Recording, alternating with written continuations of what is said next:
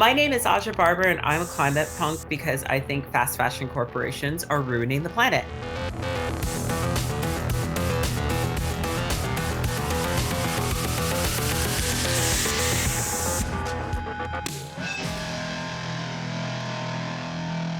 Hi, welcome to Climate Punk. My name is Thomas Colster, and I am behind the microphone to find radical new answers to the climate emergency. So, no more bullshit. So, I'm on this journey around the globe talking to a lot of folks, a lot of climate punks out there to hopefully inspire you to find the punk within themselves. In this episode, we focus on fashion, and I'm very happy to introduce our guest here today, Aja Barber. She is a writer, she's a fast fashion provocateur, and she's also contributing to Elle magazine in the UK. Aja has also just written a book called Consumed: The Need for Collective Change, Colonialism, Climate Change, and Consumerism.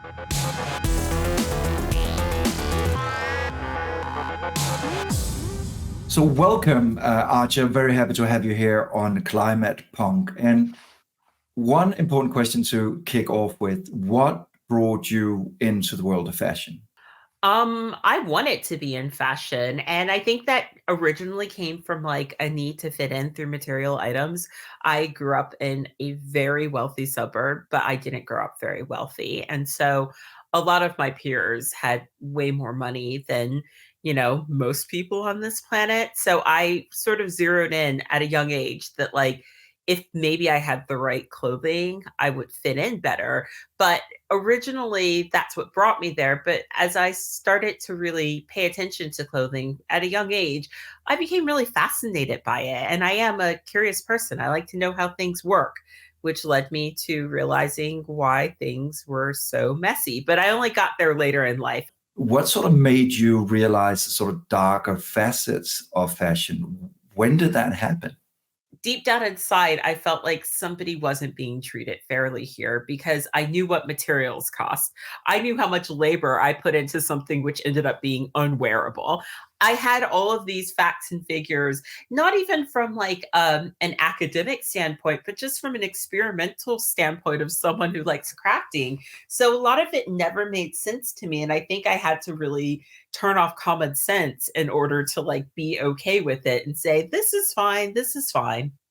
This whole conversation around fast fashion and some of those sort of apparent ethical questions for me emerged around the 90s, and yet we're here 30 years later, and it seems like things are still going on, business as usual.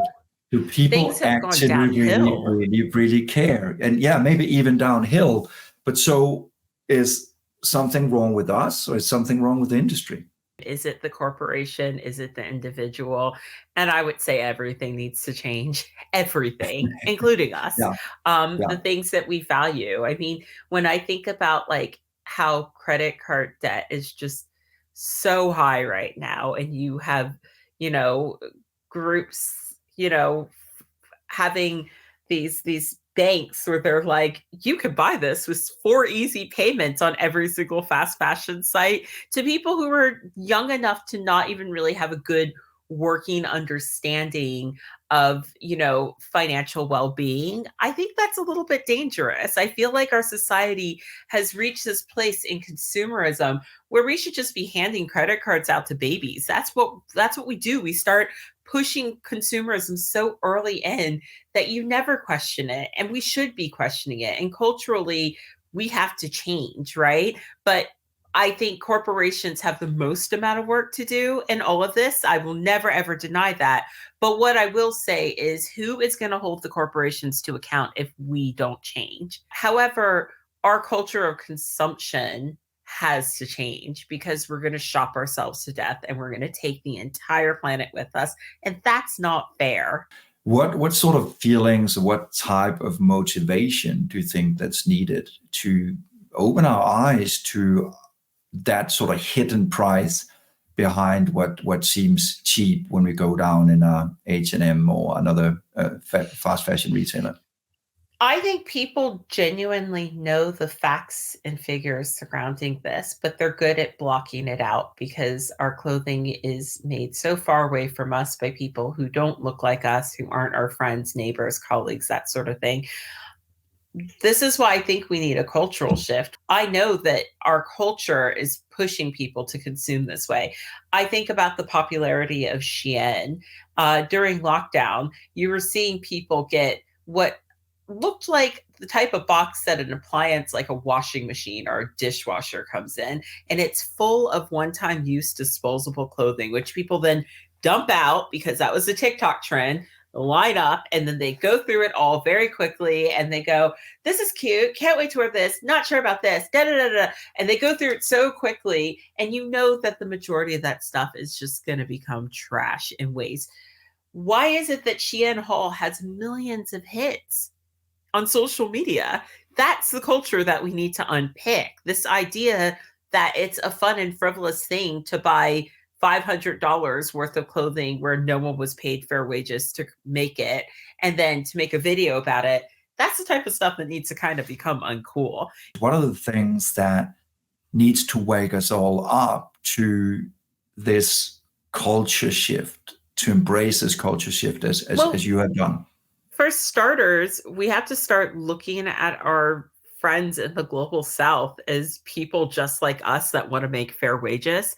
Let's start with that. First, you get the people at the beginning that do not get paid for their labor fairly. We consume it and then we dump it in a charity shop where 9 out of 10 times it's going to end up in another country in the global south where it has caused a mountain of pollution for a local population that has nothing to do with anything of this system. They're just getting these imports sent into their country and it's ultimately becoming waste. And that is how the system harms the world's most, impoverished people who are also coincidentally experiencing the worst of the climate crisis right now. And that's why it is a horrible system. The way I see it, we are still playing this savior role where we're pretending like countries in the global south cannot thrive without these businesses, right? Yeah. I think what we need to remember is that India was a superpower of cotton. The whole reason the British wanted to, colonize that area was because India was basically beating everyone in the fashion industry because of, the cotton, the fabric. They were masters of textile and they still are.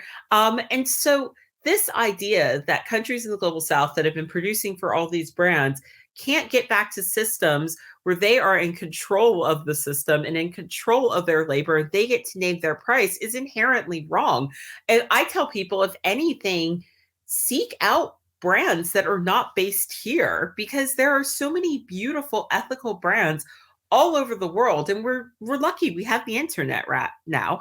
And I try and tell people to support brands that are based in the countries where our clothing are generally made, but run by people from that country. It does seem like we're trapped in a situation we're not really capable of coming out of, in the sense that the fashion is about being in fashion, and it's so always preying on what's next, and we're caught in this sort of hamster wheel where it doesn't really seem like the change that we want to achieve is not any lasting change. So when we see, for example, a pickup of a trend of secondhand fashion or craft movements, etc., it does seem like it's going out of trend as well.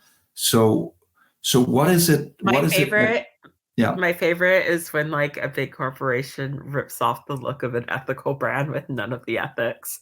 I keep seeing that, like friends that are upcyclers, you'll see a design that will look exactly like one of theirs. And it's just like, you guys could actually just do this with the waste that you've already created from last season, but you probably created new waste to make something that looks like it's upcycled. And that's ridiculous. Can we live without fast fashion? Because obviously we're in a time where people want to save money. Obviously, if you don't have a lot of money, so how do you create a more equitable and fair world for everybody, but avoiding fast fashion? We have to raise wages for everyone for starters. I mean, honestly, wages has stagnated for how many years? And we talk about a cost of living crisis, but until we start taxing the people at the very top appropriately, we're not going to get fair wages for ourselves. So, spoiler alert for my book if you haven't read it, that's kind of the conclusion is raising wages for ourselves you know, will give us better options, right? And when we have that for ourselves, then nobody has to really pick the sweatshop garment. But if we are raising wages for ourselves, we cannot be expecting the rest of the world to be okay with making 10 cents an hour. Yeah, I just even love how you just reframed fast fashion to sweatshop garment. Even that invokes a completely different picture. And I think we we at least need to embrace a different language in this space as well. When I think back upon like how much sweatshop garbage I bought in the past, you know, ashamed, but shame doesn't help anyone. So like do something with that, right? Like you can't be blamed for that which you didn't know. But then when you do know, you have to sort of think, okay, do I really have to interact with this system the way I'm interacting? Like there are some people where they are not going to have a choice. They need to get those trousers for their job and they're going to have to get them from Shein because that's what they can afford. But that is not everyone. And we have to be really realistic with ourselves with who that is and whether or not that's us. We have to think about what's a need and what is a want. And if you want to live in a healthy planet, you need to investigate these systems and you need to investigate yourself constantly. This idea that it's easy, it's convenient, it's cheap to buy fashion, but style is almost something you earn or you work hard for. And you talk a little bit about this battle about being insecure and sort of buying into fashion, or this notion of style, which is much more earned and about self-confidence.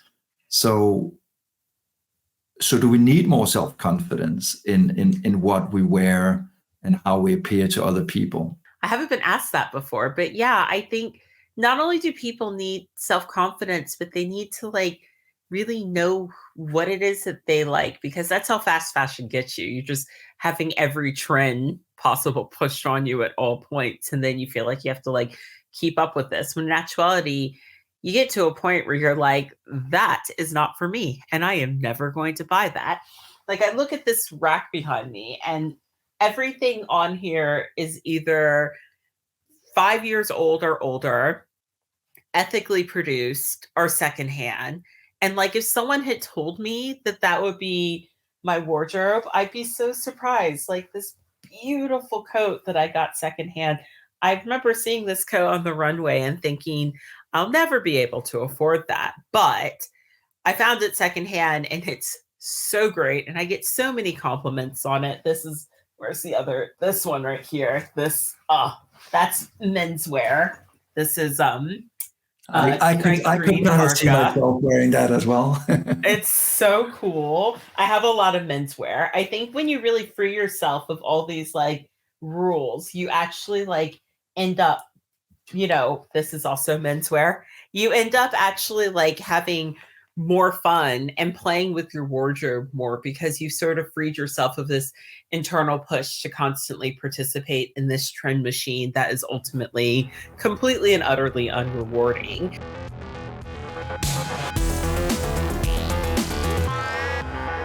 So going on, we have a time for an audience question that we always want to open up for, where people can ask questions to our guest using the hashtag #AskClimatePunk. I'm a student living on a tight budget. I don't want to dress in all secondhand. Any suggestions? Well, I would ask why. Why? And I think that's something that we have to unpack, because I'll tell you, I didn't want to wear secondhand for a long time because I grew up in a household that was lower middle class, surrounded by rich kids. And when people found out that I was wearing secondhand clothing, that got me made fun of. I had to unpack that for myself because it was holding me back from having amazing clothing. Like, I think you really have to ask yourself, what is your aversion to secondhand? I can't advise that we not look at secondhand at this point, at this juncture in humanity, because the fashion industry pumps out 150 billion garments every single year. If we don't start re-wearing things, where do you think it's going to go? It's going to, one, it's already being dumped on people in the global south and polluting their environment, but it's not leaving this planet. So unfortunately, I think we have to really start to change the culture surrounding why we don't want to wear certain things. And I think that's the best answer I can give you, is that there's so much pride in wearing secondhand. And I think that we have to, if there's something that's holding you back from it, maybe you don't like charity shops, right? You don't have to shop from charity shops. The majority of what I buy online on websites like eBay and Vestiaire Collective, because I don't always find my size in charity shops. But I think we really need to get past this idea that I'm never wearing secondhand, because I don't think it's realistic if we want this planet to survive. Arja, I think those were some good words of encouragement here to finish this episode of Climate Punk. There is definitely a journey towards a much more longer lasting happiness in embracing a different way of looking at fashion and embracing your personal style.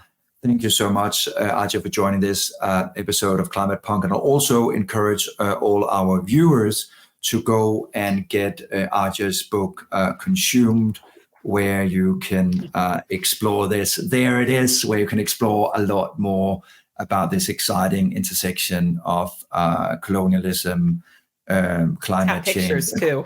We got pictures. Exactly. There's even pictures in the book, so there's nothing holding you back. Either go buy it, borrow it from a friend, borrow it from the library. Arja, thank you so much. I love a library. Thank you so much for having me. That's a wrap for this episode of Climate Punk. Don't forget to follow our channel on YouTube. Follow Climate Punk. And thank you so much to Aya for joining this episode. And if you're curious to know more about Arja's book, Consumed, go buy it, borrow it from a friend, borrow it from the library. See you at next episode of Climate Punk.